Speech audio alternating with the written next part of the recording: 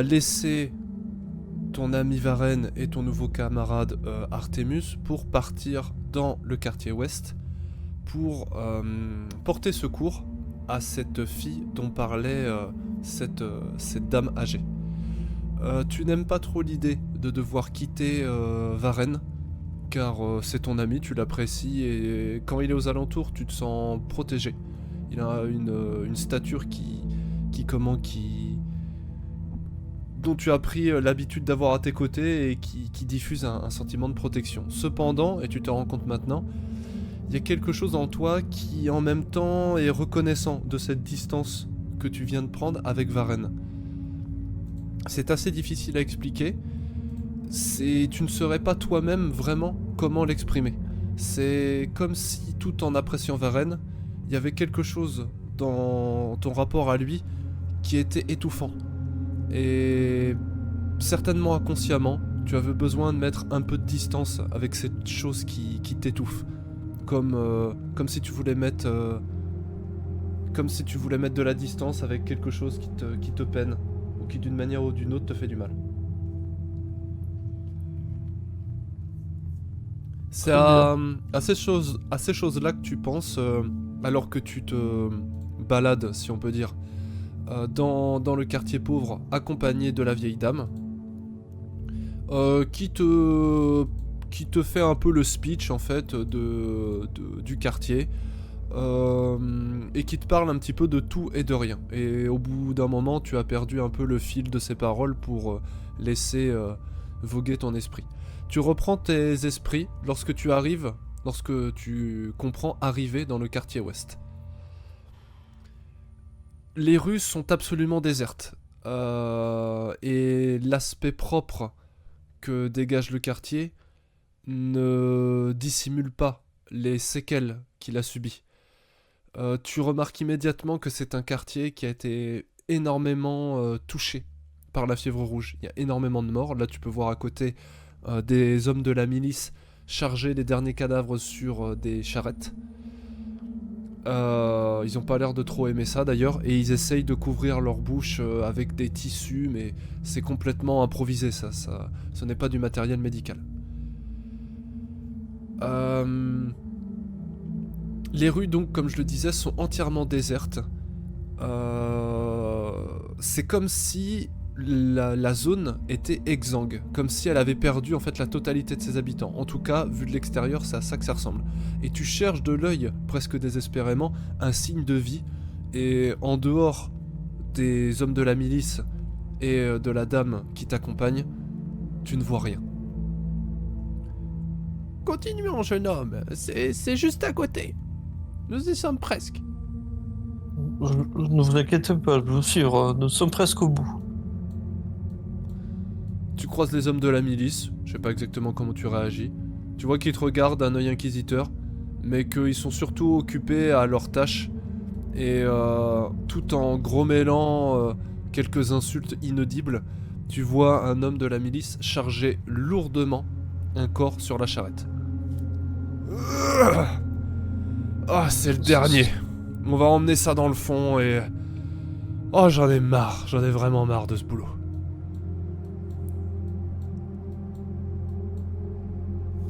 Est-ce que tu fais quelque chose ? Je me contente de laisser un regard, j'essaie de voir est-ce qu'ils ont quelque chose de particulier, parce que c'est des œufs, des humains, etc. Difficile à dire vu de l'extérieur. Tu remarques chez eux... tiens, fais-moi 2 des 10, tiens. Très bien. Juste pour vérifier un truc. 2 des 2, 10. Ok. 10. Donc t'as un petit bonus parce que t'as médecine, donc ça fait 12 en gros. Tu remarques que certains cadavres portent les séquelles des symptômes propres de la fièvre rouge dont t'avait parlé Vézal. Et que tu as pu observer aussi une fois lorsque tu es entré dans le quartier. Donc tu vois cette peau colorée très rouge.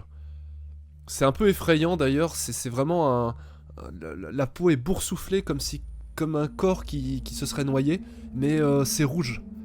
Donc c'est vraiment une teinte rouge, rougeâtre, avec des pustules, des verrues. C'est vraiment esthétiquement pas beau du tout, c'est le moins qu'on puisse dire. Tu peux voir que certains corps ont subi des violences physiques. Difficile à dire si ce sera un coup de poignard, un coup d'épée ou un coup de scalpel d'une victime d'une incision médicale. C'est difficile à dire vu de loin. Et tu remarques aussi qu'il y a pas mal de cadavres qui ne portent pas de ces symptômes-là. Ce que tu remarques aussi,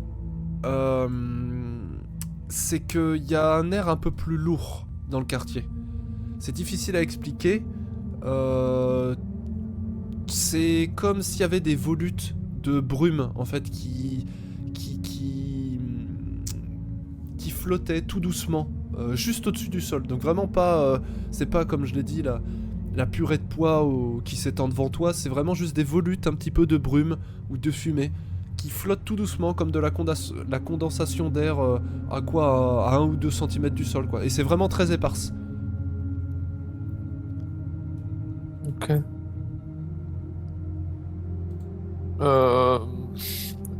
Est-ce que les soldats, ils ont un air d'inquisiteur, genre, qui donne l'impression que si je m'approche, ils apprécieraient pas ce genre d'action? Bah tu sais que de toute façon de manière générale, personne dans le quartier n'aime ceux qui viennent de l'extérieur. Ils sont un peu saoulés, donc c'est à tes risques et périls, mais tu peux tenter.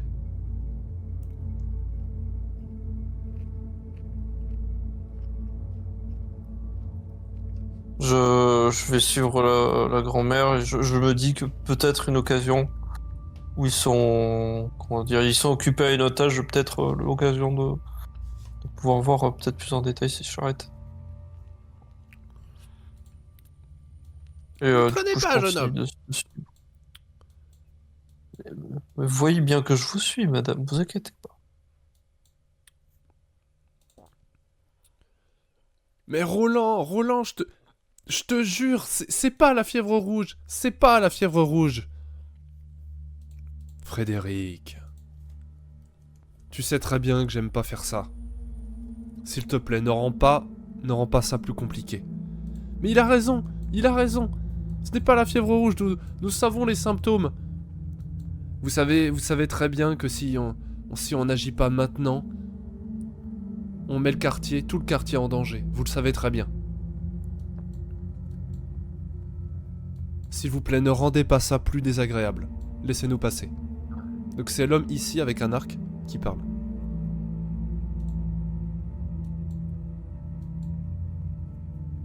Que fais-tu ? Très bien.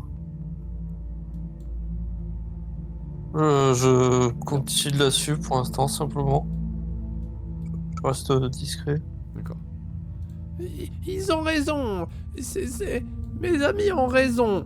Donc là, tu vois qu'il se retourne, visiblement, il vous avait pas entendu. Et là, tu vois qu'il y a l'homme en armure plus riche que les autres membres de la milice. Met sa main devant toi en disant « Oh là, restez à la distance. Excusez-moi, je ne suis que je suis avec elle actuellement. » Euh, Du coup,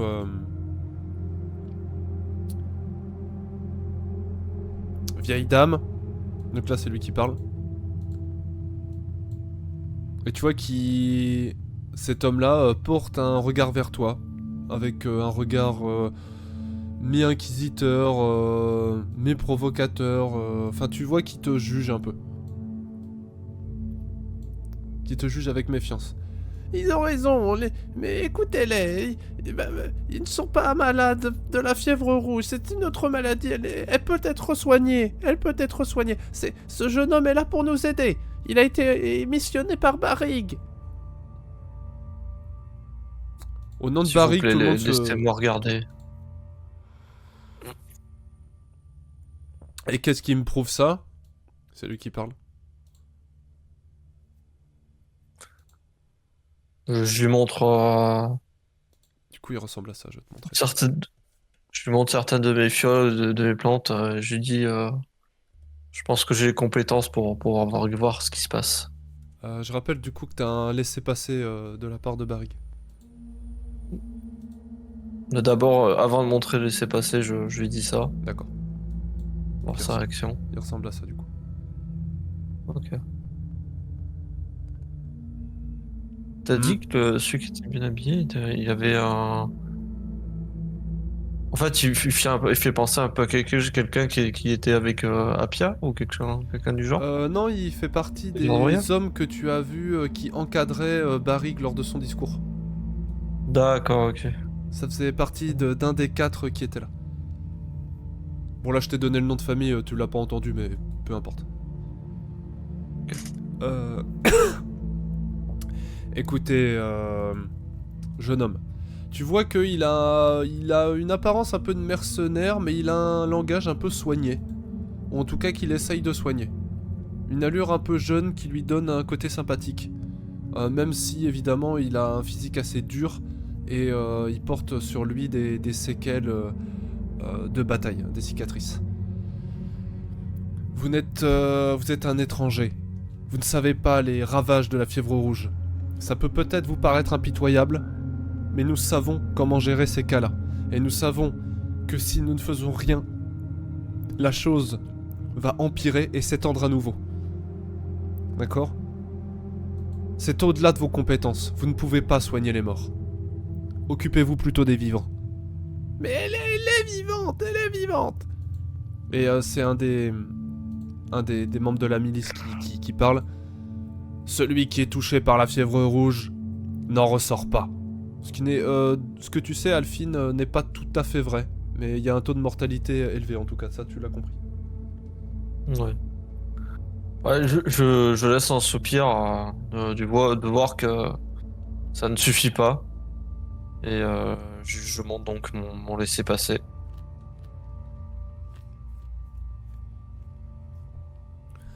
Il prend... du coup, c'est l'homme ici qui le prend. Il le porte à Roland. Il le regarde. Et un air... comment...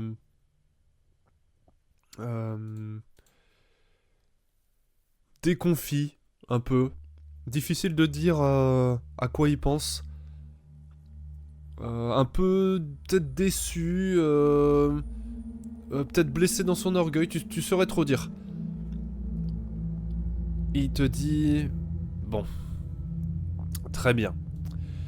Puisque Barrig l'ordonne, ou en tout cas, vous fait confiance, moi aussi.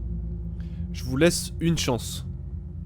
Mais si elle ne va pas mieux, d'ici un jour, nous ferons ce que nous avons à faire. C'est clair ? Alors faites... Un jour, ça me semble tout de même un C'est- peu. Un jour où c'est rien du tout. Sur ce, jeune homme, je vous laisse à votre office. Soyez efficace. Et ils sont... Là, j'ai un sentiment de pression qui monte, étant donné que déjà je ne connais pas l'état de la jeune fille, Ouais, c'est sûr. et qui fait que ce serait un peu très injuste si jamais elle n'a vraiment rien et que ses chances de survie sont en fait bien présents, quoi. Du coup, ils rejoignent le cortège. Merci, jeune homme. Entrez, entrez. Donc tu es accueilli Je regarde par... Ouais, je regarde les gens qui sont en train de m'accueillir. c'est des gens du quartier, tu le comprends bien. Comment... Ça a l'air d'être des proches, mais pas de la famille. C'est ça, ouais, c'est ça. C'est des proches, mais pas de la famille. Ils sont fatigués, très lourdement fatigués. C'est quelque chose que tu as remarqué, en fait, c'est que soit il y a personne, soit ceux que tu vois sont tellement éreintés que tu te demandes comment ils font pour encore tenir debout. Et là, en l'occurrence, ils sont vraiment, vraiment fatigués. Ils ont les mêmes cernes, en fait, que ceux du dispensaire, tu sais. Tu penses qu'ils doivent pas dormir beaucoup. Alors, attends, je vais te mettre sur la map, du coup. Il t'accueille avec chaleur, en te remerciant des soins que tu vas apporter, même si finalement ils ont aucune idée de ce que tu vas faire. Ils te prennent pour un médecin, quoi, en fait. C'est un peu. Je m'en approche le plus, je pense, que ce qu'ils ont vu dernièrement. Alors.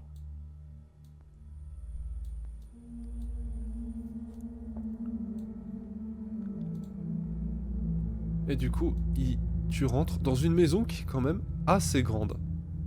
Il faut le reconnaître. C'est faut le reconnaître. particulier comme endroit. Ça a vraiment un petit côté délabré avec beaucoup de tapis.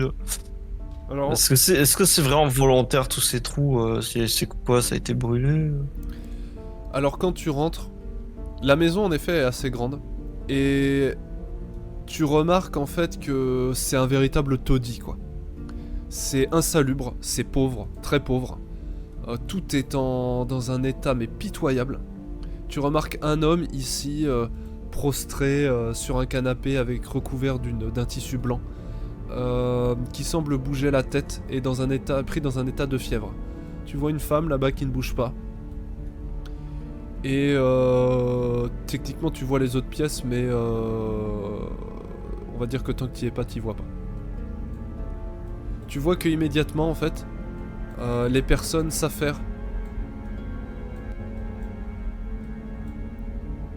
en donnant des concoctions, en faisant boire ce qui ressemble un peu à de la soupe.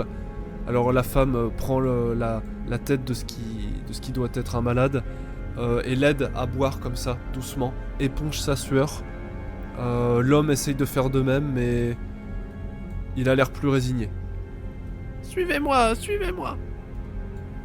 Ma fille est là-bas. Je vous suis. Du coup, là, de ce que je vois, en fait, c'est comme si c'était une sorte de rescapé, en fait, de malade, quoi. C'est pas une maison, en fait. C'est ça. Ou ce qui C'est était peut-être à exactement ça, l'époque, mais... C'est exactement ça, ouais. C'est une sorte d'hôpital improvisé, on pourrait dire, quoique le mot hôpital c'est peut-être un peu exagéré. Parce que tu comprends que les soins qu'ils font, c'est vraiment sommaire, quoi. Je crois que tu vas mourir, mec. Ouais, j'ai la fièvre rouge, putain, merde. Je vais aller chercher les gardes. Va chercher Roland, putain.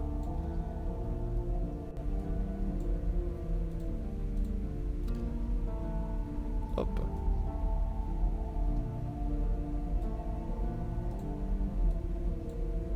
Ah merde, je suis con, putain.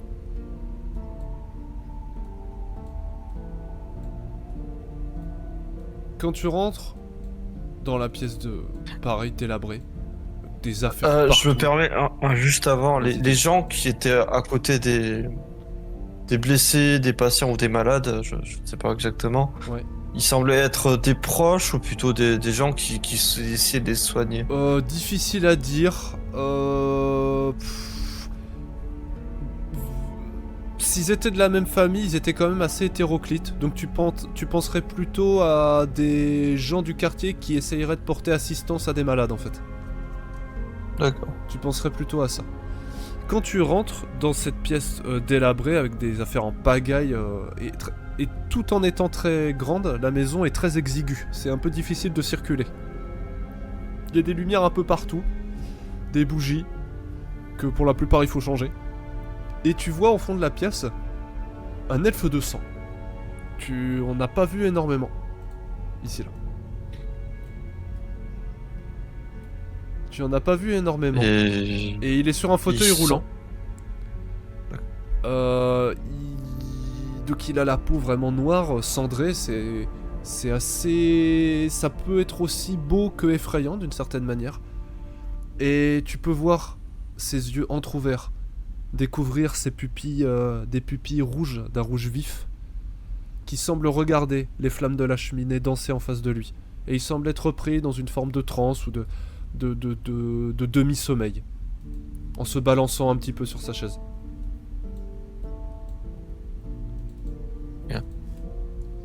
En tout cas, clairement, il est handicapé, mais est-ce qu'il semble avoir un état qui fait dire que c'est plutôt inquiétant malgré tout ou... Faudrait que tu te Malgré rapproches un tout, il a peu. l'air Là, plutôt bien physique. D'accord, t'avoue, vu de loin, c'est un peu compliqué. C'est En compliqué. tout cas, il a d'accord. pas l'air d'avoir de symptômes. Enfin, il a pas les mêmes symptômes que les malades que tu as vus jusqu'ici. La mamie passe à côté sans vraiment lui prêter attention. Visiblement, elle semble habituée à tout ce qui se passe ici. Est-ce que lui, par contre, semble être attiré par le regard ou il reste Pas vraiment. plutôt fixe à regarder Ouais, ok. il reste plutôt fixe. T'as l'impression de passer à côté d'une sorte de mobilier. De figurant Ouais, c'est un meuble. Quoi. Ouais, C'est ça. le meuble, il restait tellement longtemps. Quand tu passes à côté de lui, tu peux voir que tout au long de ses bras nus, il y a des marques rouges en fait, des petits points rouges. Alors pendant un moment, tu te demandes, fièvre rouge, peut-être maladie de la peau, peut-être. Mais non. C'est des piqûres en fait. C'est quelqu'un à qui on a fait, ou peut-être qui s'est fait lui-même, tu ne saurais dire, des piqûres régulièrement, mais vraiment régulièrement. Ça veut dire que certainement, il y en a certaines qui doivent pas dater de plus de 1 heure, quoi. Ok.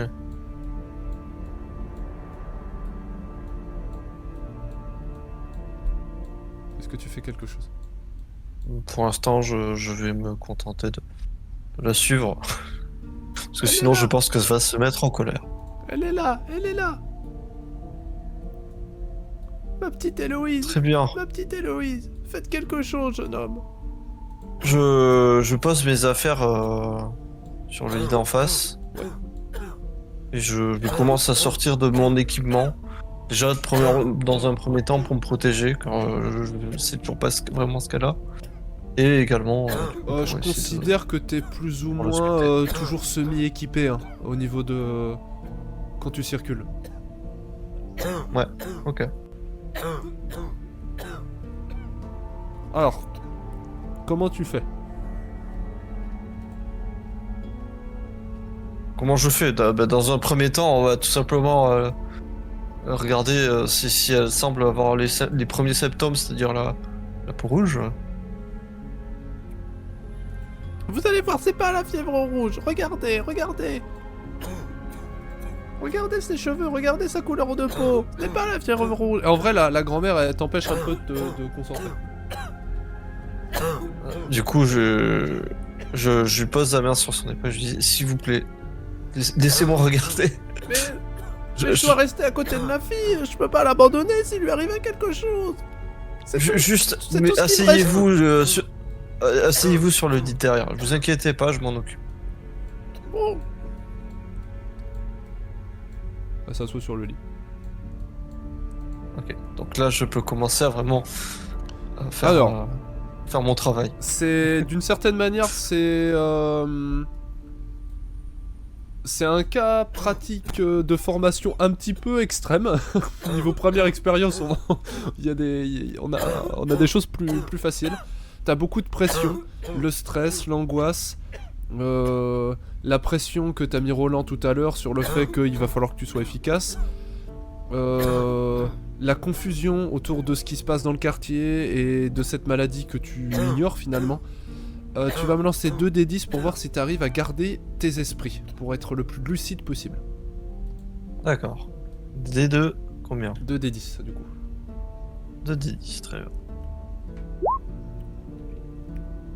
Oh bah dis donc, 10 encore, hein. la vache, il fait déjà celui-là. Bah écoute, c'est parfait, tu trouves l'équilibre et l'harmonie intérieure. Tu fais 2-10. Attends, je vais montrer aux viewers. Hop. Il a fait 2-10.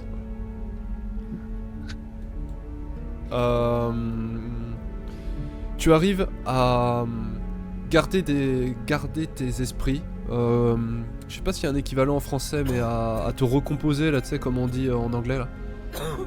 Ok. À garder tes pensées claires, plus rationnelles possible, même si tu sens que même si tu es dans le quartier depuis moins de 1 jour, tu sens la fatigue monter. D'ailleurs là on arrive en fin d'après-midi quoi, il est 17h. Il est vers 17h. Tu l'analyses, tu regardes, Une chose qui te choque, bah, c'est finalement la banalité de son état.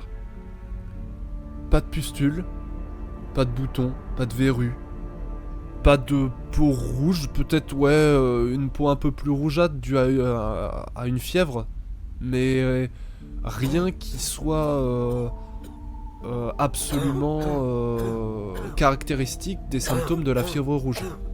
Enfin, en tout cas, de ce que tu connais, de ce que tu as vu sur le premier malade que tu as rencontré et sur les morts dans le chariot, franchement, elle s'y apparente pas, quoi. Est-ce que t'as des questions à poser à la vieille ou quelque chose d'autre?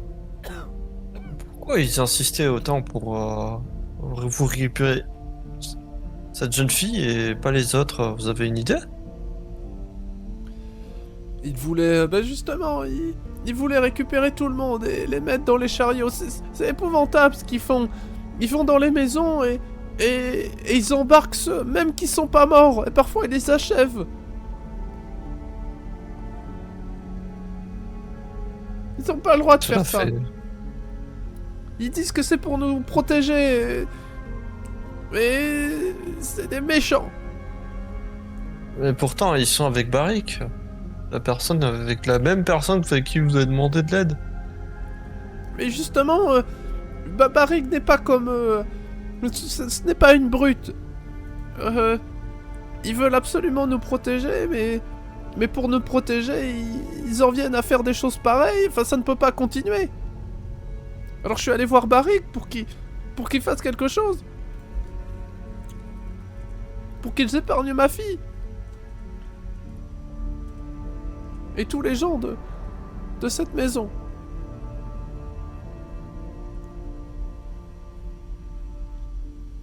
Je lui prépare du coup de quoi baisser la fièvre Tu de... vois qu'elle a une la femme. respiration... Oui. Oui,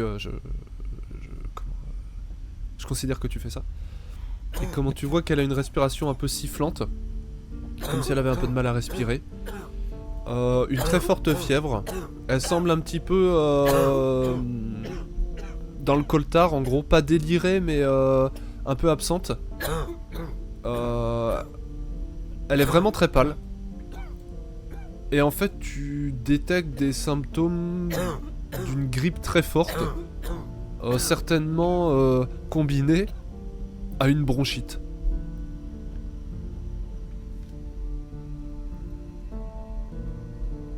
Répétez à la fin, s'il te plaît. Donc tu détectes en gros les symptômes, pour toi, hein, et c'est vraiment, limite tu tombes des nues, tu t'attendais tellement à un truc de fou que finalement c'est vraiment, ça te choque par la banalité de la situation. La femme est certainement, sujette à une grippe forte et à une bronchite. Au niveau des poumons, tu sais, quand tu tousses et que t'as un petit peu de mal à respirer. Mais D'accord. la bronchite, ça va quoi, tu sais très bien que... il suffit en gros d'indiquer les symptômes et puis ça passe. À part si t'as des comorbidités quoi, mais ça a pas l'air d'être le cas avec la femme. J'essaie de lui parler. Madame, vous inquiétez pas, c'est vraiment pas grand chose que vous avez. Ça pourra être soigné assez vite. Ah, je le savais. Merci, jeune homme. Je le savais, j'irai voir les hommes. Est-ce que vous pensez qu'elle pourrait se tenir debout d'ici demain? Oui, on pourrait espérer, mais le problème c'est que malheureusement c'était pas un don d'elle-même, donc il va falloir trouver une autre solution si jamais elle ne va pas bien. Je préfère être honnête avec vous. Il va falloir anticiper le cas où elle ne se sent toujours pas bien. Et vous pouvez pas faire quelque chose pour qu'elle se sente mieux? Alors, je peux la soigner la plus que je peux, mais je peux pas m'assurer qu'elle ira forcément bien dès le lendemain. Ça me paraît pas forcément possible. Je préfère que nous réfléchissions à tous les scénarios. Oh.